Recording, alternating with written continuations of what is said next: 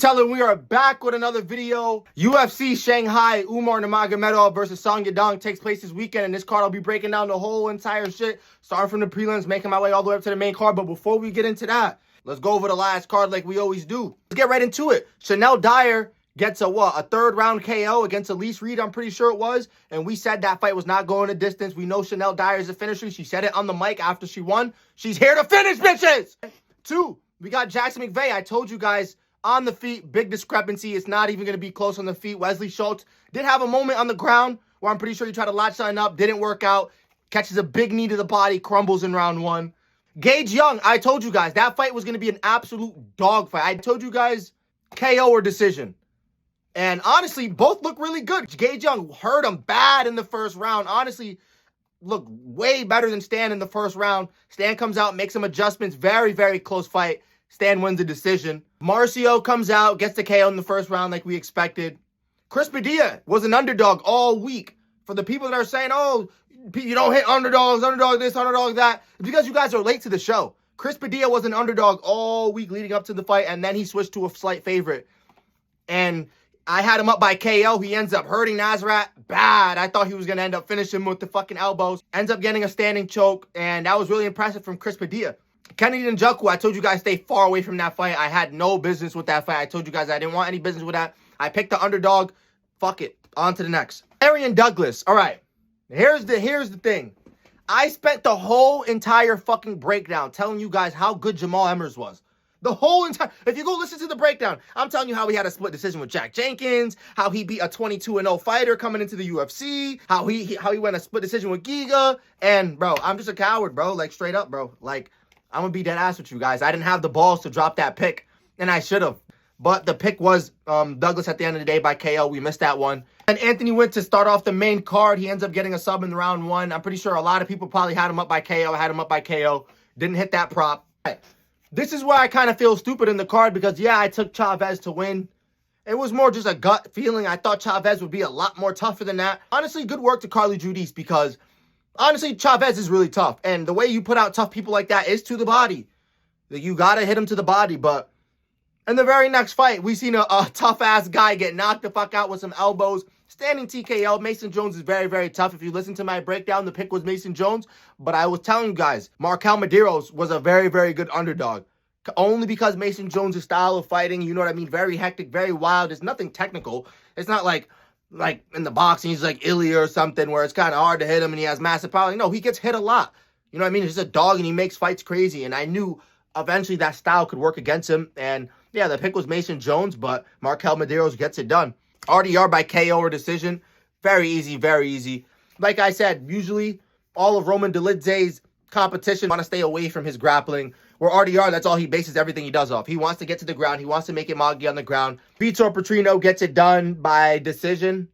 Not sure if we had him up by KO or decision, but I know we picked him to win the fight. Anthony Hernandez, what a fucking fight. No bullshit. Anthony Hernandez shows a whole lot of grit, whole lot of toughness, just like I assumed he was. I just didn't know RoboCop would have that well of takedown defense. He shot fucking 28 takedowns. Very good performance by RoboCop. And the very last thing I wanted to mention, I might be going live for the very, very first time for my very first live companion. We're going to watch. We're going to react. We're going to cash. We're going to make money. We're going to do all the above. You guys know how the fuck I'm coming when it comes to this betting shit. Come on now. It's going to be my very first live companion. I don't know if it's going to be this card because this card starts at 3 a.m. So yeah, I'll figure it out. It's either going to be this card at 3 a.m. and I'll be up for the prelims or at least the main card and we'll be active making bets, winning money together. Or it's going to be the Dan Hooker versus the other guy in France. It's going to be that card. One of these cards, 100%. So come get up with your boy. Let's make money. Let's go fucking dumb. Let's take this channel to a whole nother wave. No fucking bullshit. Because I already know I do this betting shit. So if you're going to come join these chats, you're going to get up with me. We're going to go dumb. No bullshit. Hit some props. Find some props live. I'm fucking excited. No bullshit. So without further ado, let's get into the first fight of the fucking night. Start the card off. We got Ding Ming versus Cameron Nelson. If you guys don't remember Ding Ming from the Macau card back a few months ago where he fought Jose Henrique, I took Ding Ming and I was really heavy on Ding Ming. In my video, I said he should have been a negative 500 against Jose Henrique. Jose Henrique made me eat my words. When I was watching the fight, not only was Ding Ming getting me fucking pissed, but when I rewatched the fight today, I think it was a 30-27 from Jose Henrique. But styles make matchups, guys. Jose Henrique had a 6-inch reach advantage in that fight. Used a very, very clean jab. Has amazing footwork and was using very, very sharp elbows, sharp knees up the middle. And hurt Ding Ming twice in that fight. Ding Ming has a great chin, I guess. Survived, stayed composed. In my opinion, he got 30-27. I know a lot of people are saying, oh, Ding Ming won the fight. It was a robbery split decision. What the fuck are we talking about? Ding Ming really didn't do much except cut the distance off, make a whole bunch of noises. He's like a video game character. You know how, like, every time you jump, they make the same noise? Like, if you jump, if you press A, it'll be like, hoo. If you press X and they throw it, it'll be like, ha. Or if you go back to jump, it'll be, hoo. And if you go back to the thing, it'll be, ha. Like, he does the same noises, hoo, ha, hoo, hoo. Like, doing a whole lot of weird shit. And then, boom, gets cracked. 1-2 down the pipe. You feel what I'm saying? And then, second round, it's a flush knee up the middle. Like, he looked game in the fight, but it really pissed me off because when I was watching his breakdown, right? This is what I got to get to. When I was watching his breakdown before the fight, I seen Ding Ming able to put people on the cage and then work from there. And then have them panic shooting because he's all over them on the cage and doing this and doing that. Against Jose Henrique, he didn't fucking grapple one time. He didn't try to put Jose Henrique on the fence one time. And he really struggled to find his distance against Jose Henrique. Cameron Nelson, on the other hand, right? He's a forward pressure scrapper who will mix in takedowns. When he feels like he's not getting his way, if he feels like he's getting outbeat, out-pressured, if he gets hurt, he will shoot for takedowns. I was watching this fight, Cameron Nelson, against this Justin Taylor guy, right? And I'm seeing, like, he's game. Like, Cameron Nelson's game. He will come out to scrap. And I'm watching my mind. I'm like, yo, like, his hands are super low. And he's coming forward. He's cracking this guy, Justin Taylor, with bombs, cracking him. But his hands are low. And he's not defensively sound. I'm like, yo, he's going to get cracked. And boom, he gets fucking cracked. And what's he do? He shoots a takedown, survives that. But the difference there, when I'm looking at Ding Ming's tape, whenever people try to shoot takedowns on him, he has pretty good takedown defense. I know it shows he's been sub 4 times. But from the tape that I'm seeing, like, he has people panic shooting from all the pressure that he has. And the last fight, he wasn't able to get in range with a guy that had a 6-inch reach advantage over him. This fight, he will not be at a disadvantage in reach. I mean, I don't really know because I'm looking for Cameron Nelson's reach advantage and all this, and it's not available on Tapology, not available on ESPN. I'm looking for more tape. All I can see is the Justin Taylor fight. I don't have a lot of tape on him, but I know he's a scrapper, and I know he will mix in takedowns. And I just have this weird feeling that Ding Ming's going to get knocked out. We've seen him compromised twice bad in the last fight against someone that was kind of point fighting on the outside, and he was still getting cracked badly. And now he's going to fight someone that's coming forward a lot scrappier, young, 7-1 record, and a 1 split decision loss, riding a lot of momentum, can find takedowns. Yo, and Ding Ming had me very, very upset his last fight. I spoke highly of him, and he really disappointed me in that fight. Do I fade Ding Ming? That's what it comes down to in this fight. I know you see the KOs. He's a dangerous guy. And maybe it was the reach advantage that he was struggling with last fight, and that's why he couldn't get in the pocket. And that's why he was getting trapped. That's why these traps were happening to him. He was running into traps. So, do I take the guy that's already sold me, who had a competitive fight, or do I take the guy who's a scrapper and can find takedowns? Whoever wins this fight, I feel like they're going to win kind of dominantly. Like, if Cameron Nelson wins this fight, I have a strong feeling that he is going to knock out Ding Ming. You know what?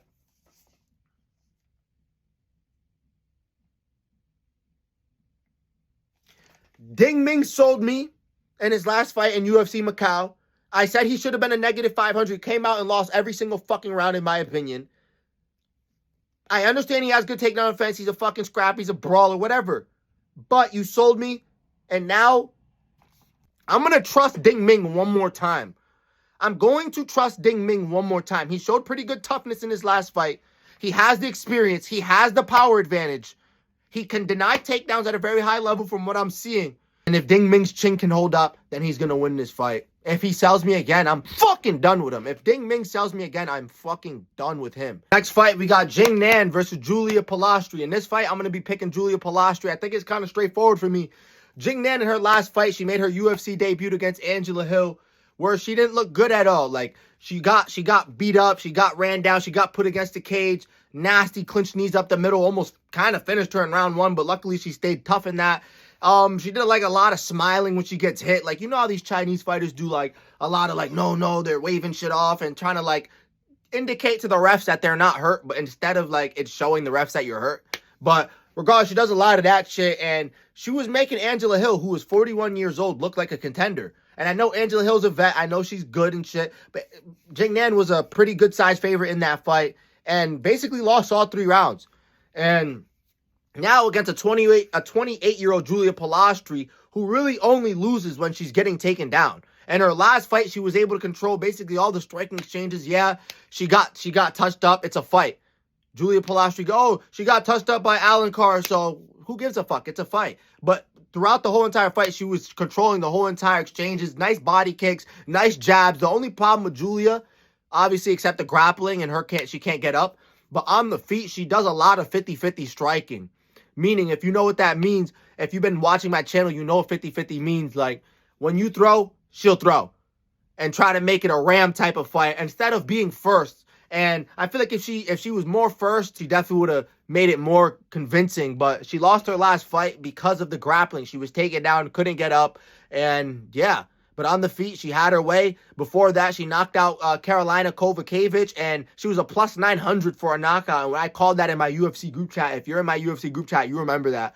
And Lupi Godinez, very competitive first 2 rounds. In the last round, she comes out and almost KOs Lupi Godinez. So there's no doubt in my mind that the same performance Angela Hill had in round 1, round 2, round 3, just pressure all over Jingnan, Julia Palastri can have the same type of success, and knowing that Jingnan is probably not going to be shooting double legs like that. She'll look for sneaky takedowns here and there, Jingnan, but she didn't look for any takedowns her last fight, and that's where she got fucked up the most. So if anyone's going to be controlling, I'm going to give it to the person with 3 subs. I know Julia gets outworked against predominant grapplers, but against Jingnan, who is mainly a boxer with fast hands, and I'm not going to say shit on Jingnan. She has fast hands. She's pretty game. She's very, very tough. She ate a lot of flying knees. She ate nasty clinch work to the stomach, so she's very tough. But I do think Julia can have the same amount of success. She's 28 years old compared to 41-year-old Angela Hill, and she's 10 years younger than Jingnan. And once Julia finds the success on the feet and she knows it's going to be a striking matchup, I think she's going to let her hands go a lot more. So give me Julia by decision. I might be looking to bet a KO prop.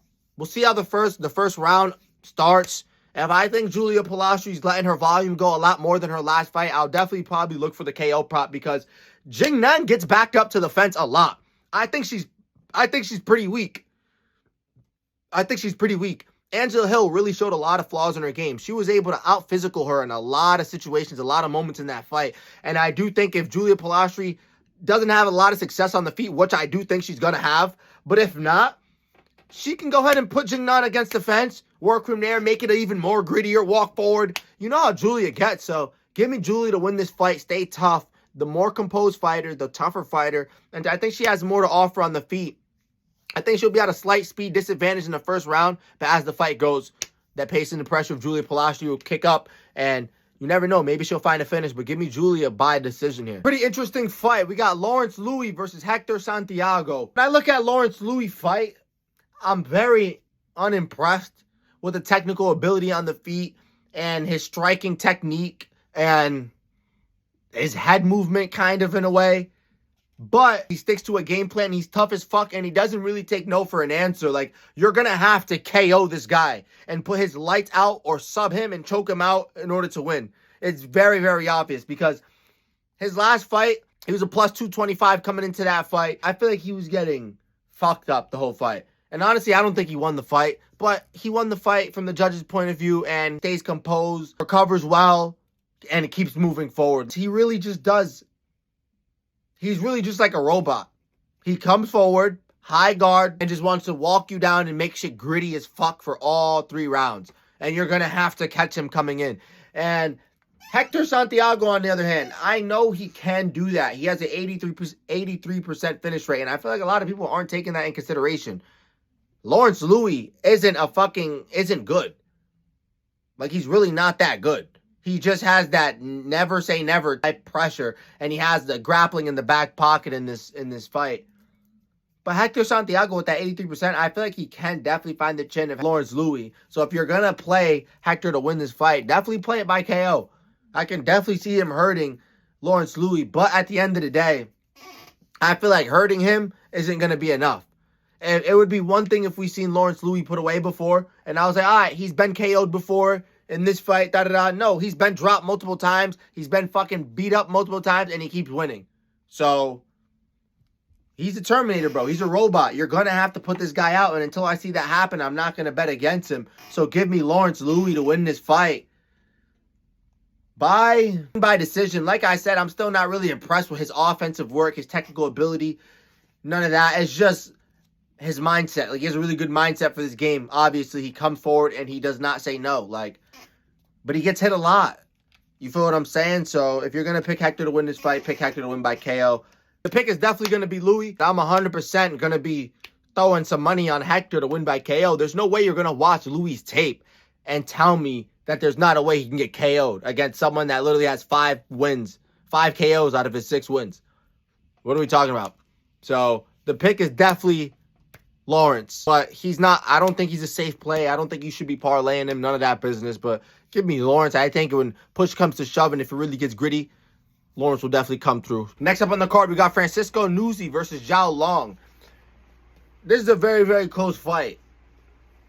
And honestly, I've been trying to find reasons to pick against Xiao Long because when I look at his fight against Cody Garbrandt, it's not impressive at all.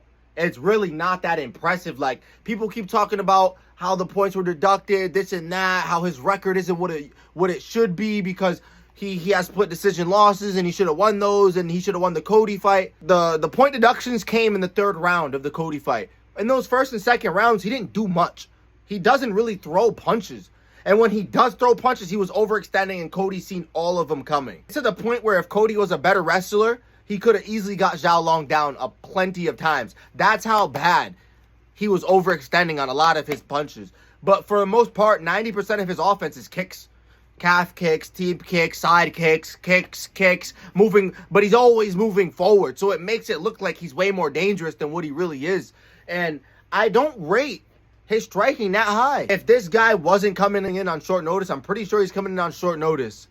And he's undersized. Super undersized compared to Xiao Long. If it wasn't for those 2 things, I would have to pick the dog here. But I'm going to trust Xiao Long to get it done. But like I said, his striking is overrated. You see how many fights he has. You see he only has 5 KOs. Nuzzi has 5 KOs too, and he has way less fights. You feel what I'm saying? But then you could say, oh, he has 9 subs. But he hasn't subbed anybody in a long time. But the reason why I want to pick Xiao Long in this fight is because the forward pressured. If there's one thing that I can rely on him to do is the neurotic forward pressure. You guys see him. He's fucking, every time you touch him, he's like, no. And then he puts his hands up and then he's right back in your face. Like, if there's one thing that's going to break a smaller opponent, it's going to be someone that's in your face 24/7, making the fight erratic as fuck, putting you on the cage, making it kind of dirty, you feel what I'm saying? But I'm gonna pick Xiao Long to win this fight. I think his size and the forward pressure should get it done. But the striking, the technique, his last performance against Cody Garbrandt all looked terrible. It was not a good performance. And then his one win in the UFC is against Quang Lee. And actually, I'm going to go ahead and take a shot on this other guy. Because we already seen someone like Santiago Luna come into the UFC and completely starch Quang Lee in the 1st round. Actually, Quang Lee dropped Santiago Luna in the 1st round. Hurt him bad if I'm not mistaken. So I'm not going to use too much UFC math. I'm going to just try to go more science here. I'm going to come down to forward pressure and being gritty and getting this fight up to the cage. I think that's what Xiao Long's going to do. If Xiao Long wants to stay on the outside and try to be all neurotic on the outside and doing his weird shit, he might have success with the kicks. Once it gets into boxing range, and that's the main reason why I don't like Xiao Long. Because I feel like Cody Garbrandt, if Cody Garbrandt had a little more dog in him, like the old Cody Garbrandt, Xiao Long's face would have been on the canvas. You feel what I'm saying? So I just don't think Xiao Long's that good. Yeah, give me Xiao Long to win this fight, though. Experience and just the frame itself. Try to mog him, try to get some points on the cage, try to get some takedowns.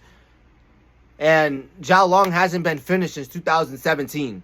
That's a long time. And this guy was just subbed not too long ago. So I'm going to lean Xiao Long to be the more durable guy, even though he's never been finished. He's never been KO'd, and Xiao has. But with that fight experience and only being KO'd 3 times and having 9 subs underneath your belt, you are a very dangerous guy. Hopefully he's putting more things together in the gym, striking and technique-wise, because if so, he'll be able to definitely win this fight. But from what I'm seeing against Cody Garbrandt and shit like that, his striking technique is trash. No bullshit. His striking technique is trash, but luckily he comes forward and he has good kicks to set it all up. So give me Xiao to win this fight by decision. Next up on the card, we got Jack Jenkins versus Sean Woodson. I fuck with both of these guys. Sean Woodson, I used to fuck with him on UFC 5. I used to bust everybody's ass on UFC 5 with Sean Woodson. And Jack Jenkins, I fuck with him IRL. Like, I think he's a really good fighter. And stylistically, I think this is a good matchup for Jack Jenkins. I know if you were listening to my breakdown with Jalen Turner and that Fernando guy, it's kind of the same shit here. I should be applying it. No point of applying it here because Jalen Turner had a crazy length advantage with 100% finish rate, where Sean Woodson has a crazy length advantage, but he only has a 38% finish rate, and he's not that dangerous compared to Jack Jenkins with that 64% finish rate. Sean Woodson's going to want to stand the outside, use the long range, use the jab, and I'm not going to lie, I do think Sean Woodson is going to have the power advantage, but danger-wise, kicking, Jack Jenkins, he's broke people's legs in fights. He has nasty low kicks, and he's super durable. It could kind of be the same fight as the Dan Ige. Another person that's super durable, can be really game, and can extend fights, just like Jack Jenkins. I know it says 1 KO for Jack Jenkins there, but that KO loss to Chepe Mariscal was an injury. It wasn't really a KO, so he's super durable, super tough. A few more facts just to nail it. This one will really put it in the park for you guys. The Jamal Emmers win. Jack Jenkins won a split decision with Jamal Emmers, and Jamal Emmers just knocked out Larian Douglas clean in the first round. And on top of that, another thing that I want to remind you guys is the guy that subbed Jack Jenkins a few fights ago, that Gabriel guy, he KO'd Marcio Barboza. The guy that just made his UFC debut against Dennis and then also fought like last week, has like 6 first-round KOs in a row. He beat that guy too. So let's not act like Gabriel, that guy is a bad loss. The guy who subbed Jack, that's not a bad loss at all. That guy's pretty good. So give me Jack Jenkins to win this fight here. I think the toothpick legs of Sean Woodson's not going to be stylistically a good thing to see here in the Jack Jenkins fight. And on top of that, I do think you got to be a marauder, or you have to have some type of grappling background, which Sean Woodson is none of those. He's none of those. So give me Jack Jenkins to win this fight. I can see him finding a late KO with some calf kicks and shit, but I think Sean Woodson's going to be pretty game from the outside. I just think he's going to get outstruck. He might get hurt here and there, but if it comes down to low kicks, he's going to get KO'd. So just give me Jack Jenkins to win this fight by KO. Next up on the card, we got Ray Teixeira versus Kevin Borjas.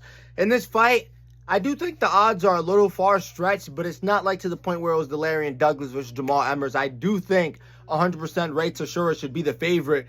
And I understand Kevin Borjas won his last fight, massive underdog against Andre Lima. Really just running on the outside, making Andre Lima pay with a few big shots, and he did the better damage in that fight. People are going to say, oh, he's running. You guys see Andre Lima's eyeball. Like, stop playing. He did real work that fight. Fuck if he was running around. Andre Lima should be doing way more to Kevin fucking Borjas. Don't blame it on Borjas that your boy Andre Lima is fucking chasing and not really letting his hands go. But really, I think Kevin Borjas is pretty game. I do think he's pretty game. Like, in all of his losses, even against the Emmanuel Rodriguez guy, where he got KO'd in round 2, he ends up, I'm pretty sure he dropped that kid in round 1. He always looks pretty explosive. Hurts Joshua Van in their fight. Makes it pretty competitive with Sumudarge. Like, he's not that bad. But here, you're fighting a whole different type of breed of fighter. I understand Ray Teixeira lost to Joshua Van as well, but he had some success against Joshua Van, some real success against Joshua Van with the takedowns, the entries, the grappling, and I think he could have the same amount of success here with someone that's way more chinnier than Joshua Van. It doesn't really have the dog like Joshua Van, doesn't really have the boxing combinations like Joshua Van. Kevin Borjas, he can be tough, but he's more on the back foot. He's more looking for his shots. He doesn't have that much output, and that's bit him in the ass in a few fights. I think Ray, his striking is getting better. As you can obviously see, he dropped Louis Garulu in his last fight. And Garulu's actually a tough guy. I know he's only been knocked out to Ode Osborne, who's a speed demon. So, yeah, Garulu's a tough guy. But it's not really a good win. Garulu only has like 1 UFC win. And before that, he lost to Joshua Van, beat Carlos Hernandez, looked pretty dominant in that fight. So you just got to lean Ray Teixeira here. If he was to lose this fight, it would have to be like a complete upset. Like maybe he got caught and gets knocked out or something. I don't think running on the back is going to be the way you're going to beat someone like Ray. You're going to have to put some pressure on him like Joshua Van did. Come forward, be a dog, make him work for takedowns, stuff that head into the fucking ground, be a dog. And I don't think Kevin Borjas is doing that at an elite level for 3 rounds, especially not early in the first round. So give me Ray Teixeira to win this fight by decision. Kevin Borjas has only been subbed once. And striking-wise, I'm still going to lean Kevin Borjas. Like, this is the first time you're going to be able to fight someone that doesn't have massive KO power over you. Like all these other guys have had. Joshua Van, Alessandro Costa, Emmanuel Rodriguez. Even that Ronaldo guy that he beat back in the day, that Kevin Borjas beat not too long ago, he's kind of a savage too. I know he's not that good at all, but he's kind of a savage. So they're really feeding Kevin Borjas to the wolves here. It's kind of unfortunate. I know they both have a high finish rate, but I don't know. I think Kevin Borjas, with him just beating Andre Lima, he should have some extra motivation. And if he does lose, he should be fighting very hard. So yeah, Ray Teixeira by decision here. Next up on the card, we got Andre Lima versus Amsare Batbayer. I'm going to be picking Andre Lima in this fight. I know he's coming off a very, very disappointing loss to Kevin Borjas. We just broke him down. He was a big favorite against Kevin Borjas. Didn't let the volume go. Doesn't let the striking go. Gets picked apart from the outside. Kevin Borjas moving, good footwork. And he ends up beating Andre Lima in a decision there. Andre Lima looked pretty upset that he lost that fight. Was talking a lot of shit. Was pretty mad. I'm pretty sure he didn't want to shake Borjas' hands and shit. But bro, come on, dude. I'm not even going to go over that. Now he's fighting someone that's making his UFC debut. A 10-1 fighter with, I'm pretty sure, 100% finish rate. This Namsarai Batbayer guy. Most of his wins are in the first or second round. 5 KOs, 5 subs. Now you need to ask yourself, do you think he's going to finish Andre Lima? Because I don't think so. Andre Lima's never been finished. I know he has a lot of close fights with a lot of guys in the UFC. Split decision against Mitch Raposo. Decision against Felipe Dos Santos. Couldn't get Daniel Barraz out of there till the 3rd round. You know what I mean? It's a lot of wins that are if he was a little more dangerous, you feel what I'm saying? I'd even be more confident in him. But I'm confident in him being the more technical fighter and him being the fighter with more ways to win. We just don't know how Namsar is going to look in the 3rd round. We don't know how he's going to look against someone that's on his skill level, if not better. I think Andre Lima's better than him. At least competition-wise, right? And I feel like this Namsar guy does his best work when he's on the ground, whether it's ground and pound, finding the bag, getting a rear naked choke. It all starts from hurting people on the feet and then getting onto the ground, getting the transitions going, and that's where he can be very dangerous. But I just don't know if he's going to be able to hurt Andre Lima, and I just don't know if he's going to be able to outgrit Andre Lima. We've never seen Andre Lima outgritted. We've seen Kevin Borjas like a little bee on the outside. On the outside, singing, moving, singing, moving. That's how you're going to be Andre Lima. You can't meet fire with fire, at least not from what we've seen. So the pick is going to be Andre Lima. I understand this guy's very dangerous, but I think Andre Lima can match that ability of being dangerous, or if not, neutralize it. We've seen Felipe Dos Santos, an absolute marauder, shooter box fighter. I know he's not in the UFC anymore, but Andre Lima had 9 minutes of control on him, 2 for 2 in the takedowns with 9 minutes of control.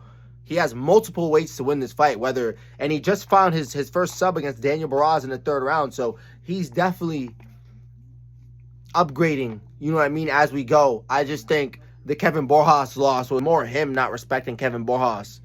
And Kevin Borjas is being on another level that fight. Good work to Kevin Borjas. I'm going to lean Andre Lima here. If we had more tape on this Namsar guy, and we've seen him in the 3rd round, we've seen him with extended fights and, you know what I mean, going back and forth, but it's just mostly him bullying people, getting people out of there, trashing them, and you know what I mean, people are diving at his legs sometimes, trying to wrap him up, but he's outworking them, getting out of positions. So I do think he's a little better on the ground if it gets there, but the problem is getting it there.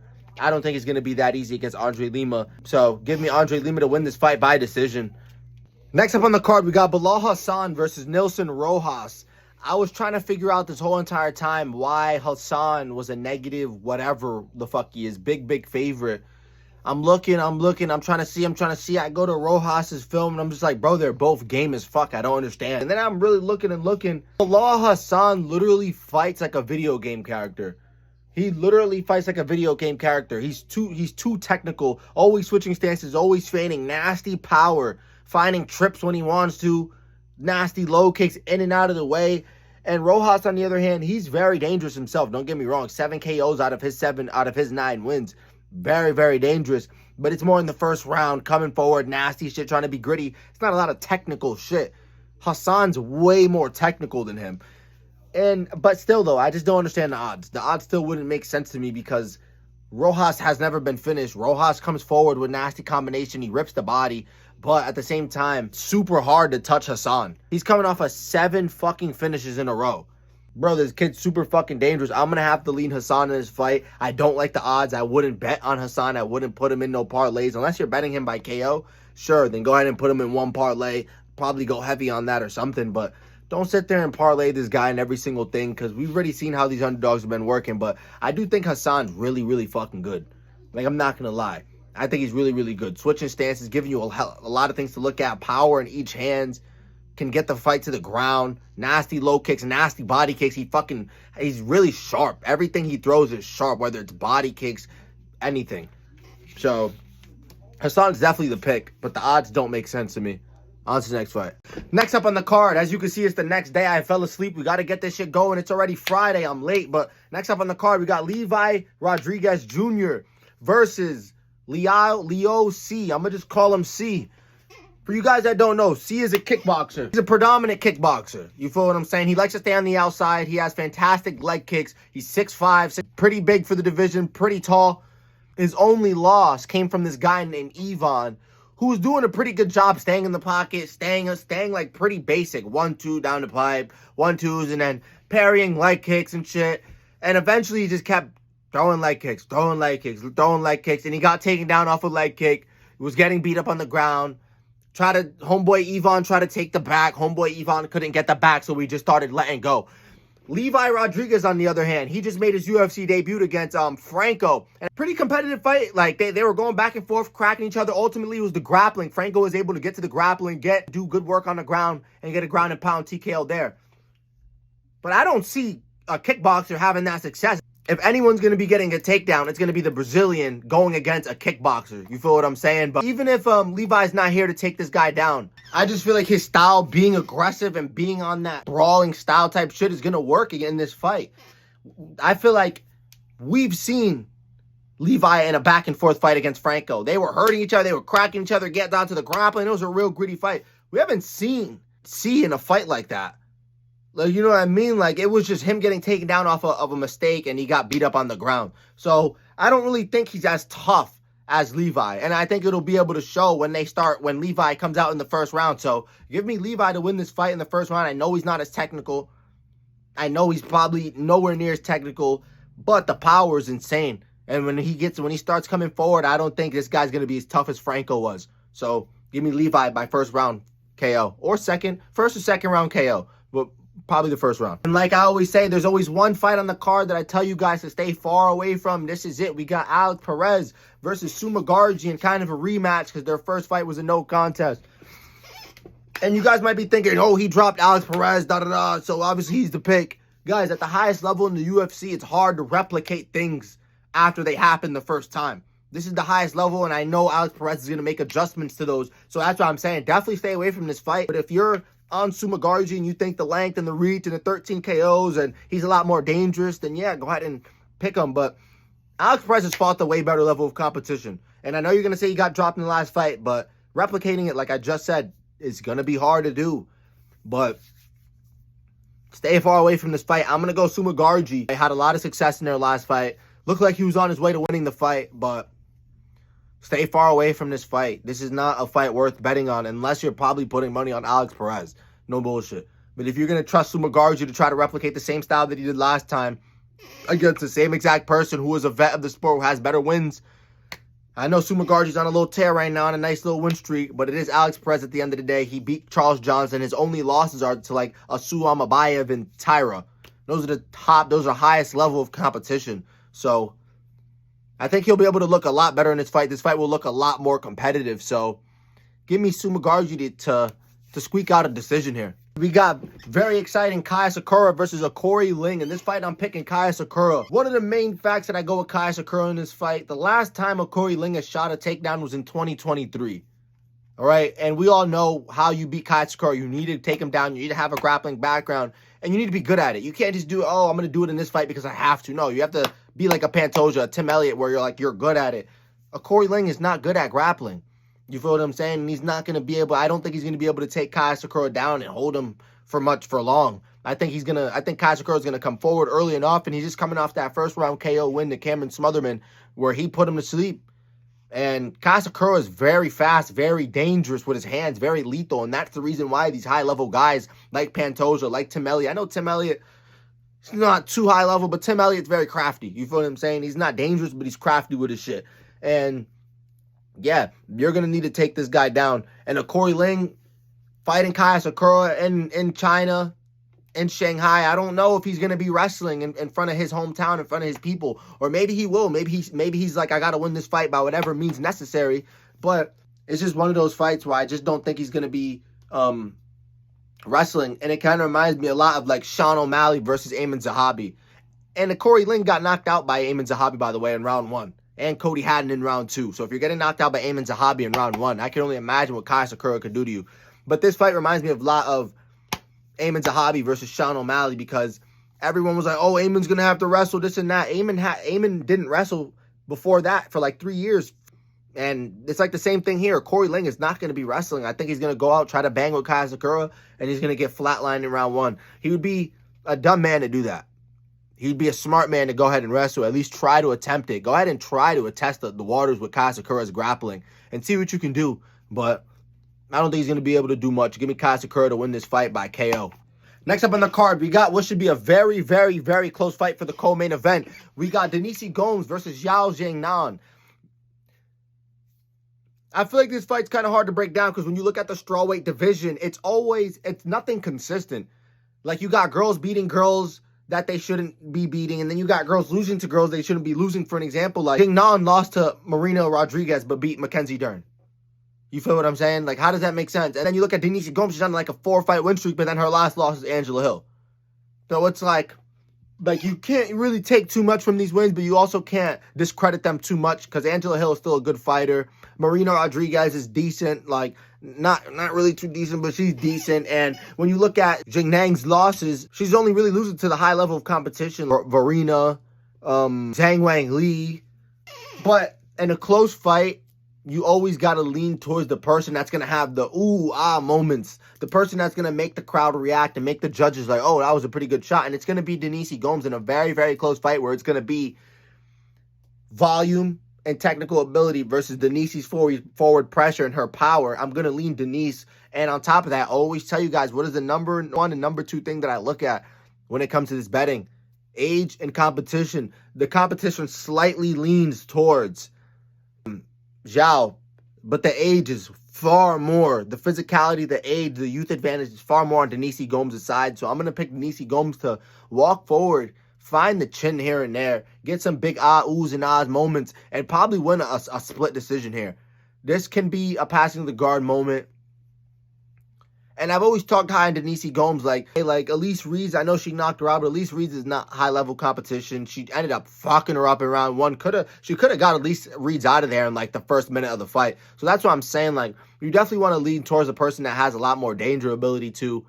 So give me Denise Gomes to win this fight. We got Umar Nurmagomedov versus Song Yadong. In this fight, I'm going to be picking Umar Nurmagomedov. I understand a lot of people can say his fighting style is boring. He has 2 KOs. Doesn't really find finishes at the highest level. Decision, merchant. You feel what I'm saying? But at the end of the day, if you go through his fights, it's a talent not to get touched during a fight. It's a talent to sit here and win these fights so easily, so convincingly. 45-50. 30-27s on the board. Against high-level opponents, too. Let's just go through some of his work. Against Figgy. In his last fight, Figueiredo landed 8 significant strikes. Against Mario Batista before that, Mario Batista landed 20 significant strikes. And one of his most impressive wins to me is KOing Ronnie Barcelos in round 1. We've seen what the fuck Ronnie Barcelos is doing to people on like a 5-fight win streak. He's beat Montel Jackson, Ricky Simone, Peyton Talbot, Said Nurmagomedov. He subbed Chris Gutierrez. Like, you know what I mean? Ronnie Barcelos is really high-level competition if you think about it. And his only loss in his 20-1 MMA career is Marab. And that's the person that everyone was saying was the GOAT of the division, the new GOAT of the division. Insane cardio, fantastic takedown defense, making people work. A fucking dog, a pit bull of a fighter. Just in your face, always moving, durable as fuck. That's what Merab brings, and he wasn't able to beat Merab. But last time I checked, the first 2 rounds were all Umar. But the gas tank couldn't hold up against Merab. Now, honestly, if we go to Song Yadong on the other hand, he's pretty good. This is going to be, Song Yadong is by far the most dangerous guy that Umar is ever going to face leading up to this point. Umar has never faced someone with this level of explosivity, this power in their hands. So it's going to be a really tricky fight for Umar if he can't get it to the ground. I'll tell you that right fucking now. If he can't get the fight to the ground, he's probably going to get knocked out. But he'll be able to rack up some control time and use that long-range weapons to keep Song Yadong either all the way out at times, or he's going to be all the way in clinching, trying to get takedowns, and he's going to make Song Yadong work. And the more explosive Song Yadong is going to be with these entries, with these strikes, we've seen it. He was trying to take Sean O'Malley's head off, and Sean O'Malley has really good eyes, really good vision, seen all of it coming, getting out of the way pretty easy. I could see Umar having the same amount of success just implementing takedowns just on the feet.